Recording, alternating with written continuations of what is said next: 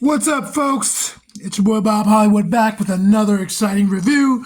Today's review is going to be of this G.I. Joe Classified Snake Eyes, the movie, Akiko figure.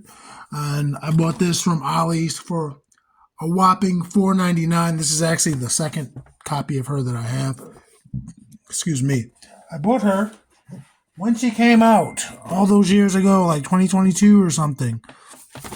I'm trying to see if I can find it on the box. I think it was 2022 because that was 2 years ago when the movie was out. So this had to have either come out late 21 or 2022. But I bought this when it came out. I bought the whole wave. I hate to say it now. I spent $20 on each of the figures, and I don't particularly like any of the figures. I think the Scarlet was the best part, and it was cool to have another Baroness. But I was just playing with the Snake Eyes in the Storm Shadow yesterday, and I hate that Storm Shadow. I really do. And I'll pull those two out. I'll pull out Akiko too, but I'm going to bust her out of her plastic prison. Yeah, I have these three, and they're only near me because they're in a box with Asian themed action figures. Don't judge me. Anyway, folks, yeah, this is Akiko, and she comes with some accessories there. I have still not seen this movie. I tried to watch it. I don't even know if I got through the opening scene. That's no testament to the quality or lack thereof. I just couldn't be bothered. So I'm behind. Like you've been seeing me review Eternals figures. I watched like the opening scene of that. I've seen the part where it doesn't matter. I'll be right back. I'm gonna bust out of that plastic prison.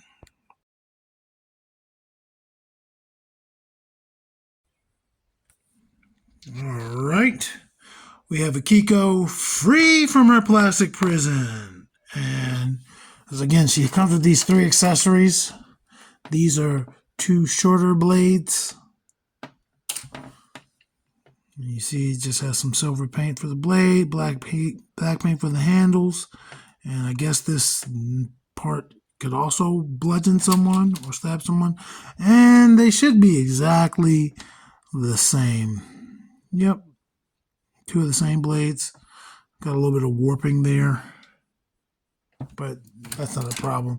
And then this is a longer blade. I don't know if this is supposed to be these two blades put together or what.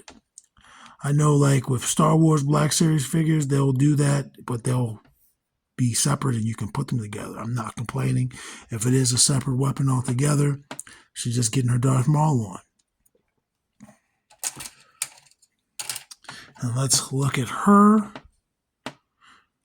I was going to say, whichever of my two Akikos is the better one is going to be the one that gets to stick around as Akiko, and then the other one's going to go in a parts box. And that might be the case. I think this one's face might be a little bit better than the other one. You can see the hair is more to her head, which isn't an issue. And this one's hair is actually more even, so this Akiko right now, man. I mean, of course, that could be a simple head swap. Actually, this one has better paint. And it doesn't matter. That's for me in my own time. I'm sorry for taking yours.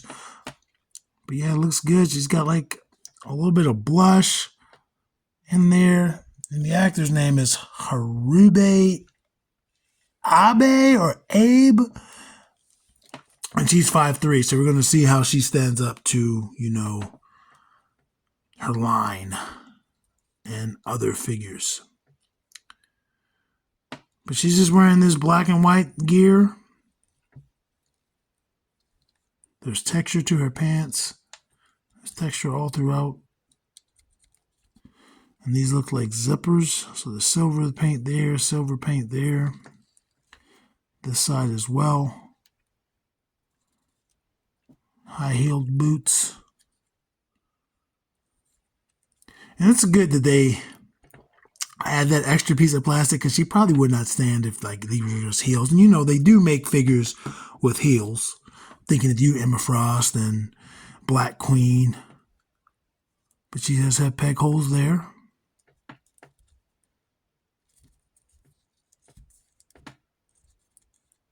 Hair looks good, it's just in a bun. And And I'm just noticing there is a silver hair clip there.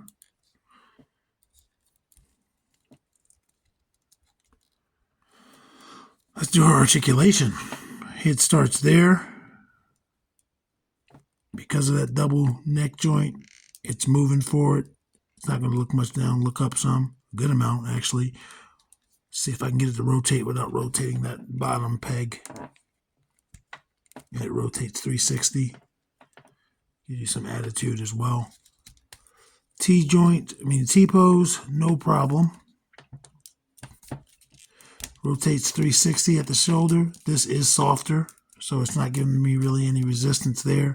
No bicep, but there is elbow joint, single jointed elbow. Damn, this one's stiff. There we go. And then they give you that rotation there at the elbow. That bicep is there. As for her hands, they rotate 360, and I'm trying to see, they are vertical hinges. Yep, on both hands, vertical hinges. And there is butterfly joint in there. Abs, she's not going to do anything, really. You can go back a little bit, go forward a little bit. Side to side, not really, but she will rotate 360 at that waist. Hip there, she gives you the full split, and that was even before the drop-down hips. Foot kicks forward that much. You would think it'd be more. Let's see if you can get more with the... Yeah, we can get more, just barely if we drop down the hips.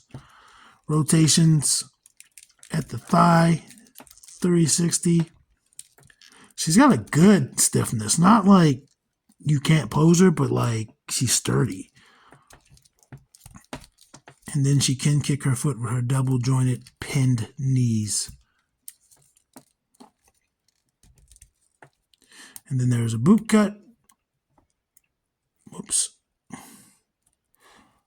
I'm trying to get it face forward again before we think it's facing forward. Maybe it's facing backwards. I don't think it's facing forward. But then there is disc hinge in that boot or in her foot. And there is, gives you that pivot ankle. Pivot action. So let's stand her up and get her height.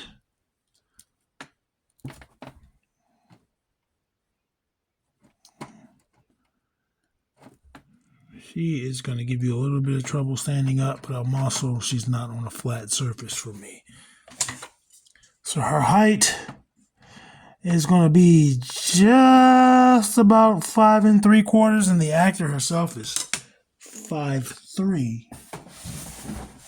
Unfortunately, there are no live action G.I. Joe figures in the review crew. Let's compare her to Vixen and Andra first.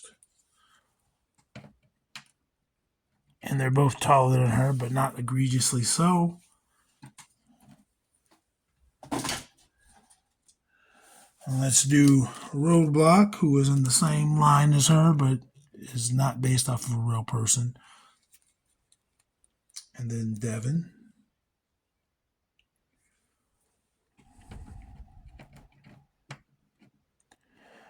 So with her being 5'3" and Devin being 5'9", she also has on heels, though.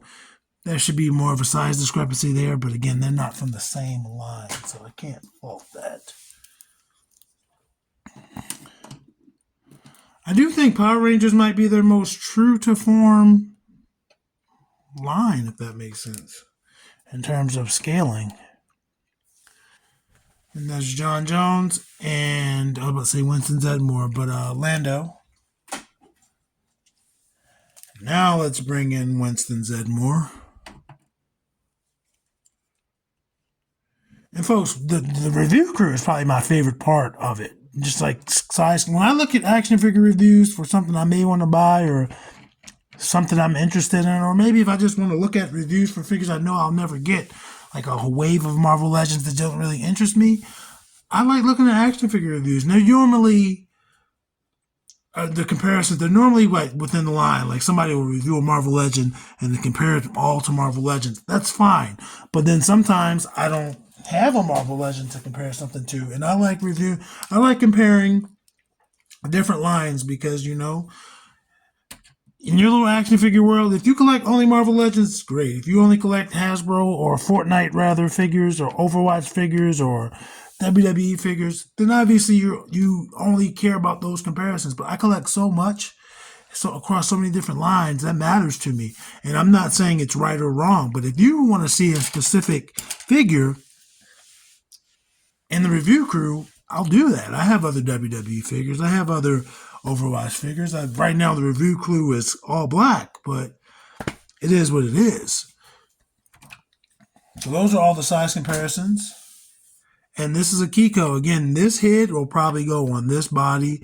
I think this body has the fewer blemishes. Well, that's a blemish, but that's from, it doesn't matter. One of these ladies is going to be cannon fodder or custom fodder. But this one has the better head. Action figures speak louder than words.